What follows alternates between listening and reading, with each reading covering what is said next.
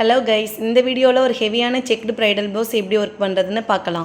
First எப்பவும் போல் 3 line zari thread கொடுத்ததுக்கு அப்புறமா ஒரு லைன் சுகர் பீட், ஒரு லைன் டல் கோல்டில் 4mm பீட், சென்டரில் stone chain, again 4mm beat sugar beat கொடுத்து நான் பார்டர் மட்டும் கம்ப்ளீட் பண்ணியிருக்கேன்.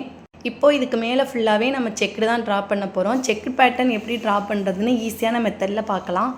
செக்டு ட்ரா பண்ணுறதுக்கு ஒரு சார்ட் பேப்பர் இல்லைன்னா திக்கான இந்த மாதிரி ஒரு அட்டை எடுத்துக்கோங்க.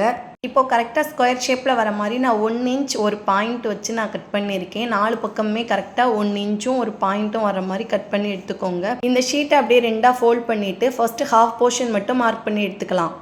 இப்போ இந்த ஹாஃப் போர்ஷன் போட்டதுக்கு அப்புறமா ஃபர்ஸ்ட் அந்த கார்னரில் அந்த லைன் மேலேயே இந்த ஷீட்டை வச்சு ஒரு லைன் போட்டுக்கோங்க. ஃபர்ஸ்ட் லைன் போட்டதுக்கு அப்புறமா அந்த ஷீட்டை வச்சு அப்படியே அடுத்தடுத்த லைன் போட்டுக்கலாம். வீடியோவை ஸ்கிப் பண்ணாமல் பார்த்தீங்கன்னா கண்டிப்பாக நான் எப்படி போகிறேன்றது உங்களுக்கு புரியும். இந்த மாதிரி எண்ணில் ஒரு மார்க் பண்ணிவிட்டு கீழே இருக்க லைனையும் மேலே இருக்க அந்த மார்க்கிங்கையும் நம்ம ஜாயின் பண்ணும்போது செக்குடு ஈவனாக கிடைக்கும். இப்போ இந்த ஒரு பக்கம் எப்படி ஃபுல்லாக நம்ம கம்ப்ளீட் பண்ணோமோ அதே மாதிரியே அடுத்த சைடும் நம்ம போட்டுக்கலாம்.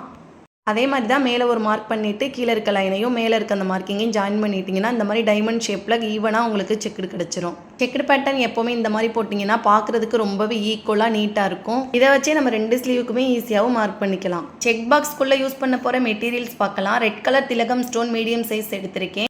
5mm white colour round stone எடுத்திருக்கேன். And stone chain 4mm punch bead. And ஃபைனலாக ஸ்மால் சைஸில் golden colour plastic stone.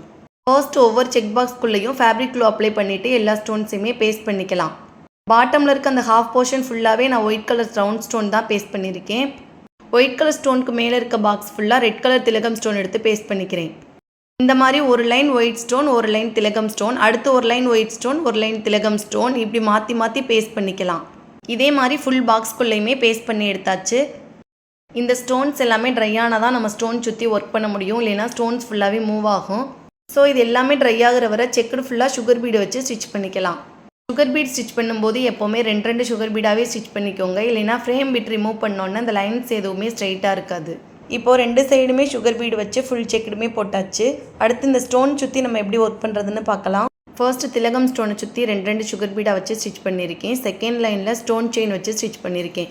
Stone chain நான் கரெக்டாக அந்த சைஸில் கட் பண்ணிவிட்டு அதுக்கப்புறமா தான் ஸ்டிச் பண்ணியிருக்கேன். 2 ஸ்டோனுக்கு சென்டரில் ஒரு ஸ்டிச் வர மாதிரி போட்டுக்கோங்க.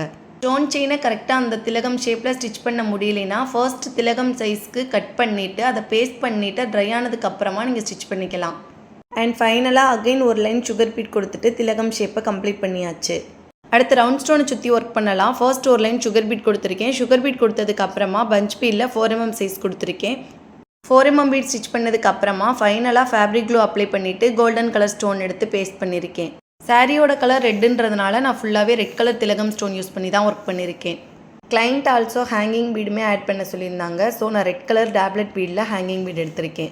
ஹேங்கிங் பீட் ஸ்டிச் பண்ணுறதுக்கு 0 சைஸ் நார்மல் நீடில் தான் எடுத்திருக்கேன். த்ரெட்டுமே சீவிங் த்ரெட்டில் கோல்டன் கலர் எடுத்திருக்கேன். அவ்வளோதான், ஸ்லீவ் ஃபுல்லாகவே கம்ப்ளீட் பண்ணியாச்சு. இதோட ஃபைனல் அவுட்லுக் எப்படி இருக்குன்னு மறக்காமல் கமெண்டில் ஷேர் பண்ணுங்கள். ஸ்லீவில் இருக்க சேம் பார்டர் அண்ட் செக்குடில் இருக்க ஒரு லைன் தான் அப்படியே பேக் நெக்லையும் கொடுத்துருக்கேன்.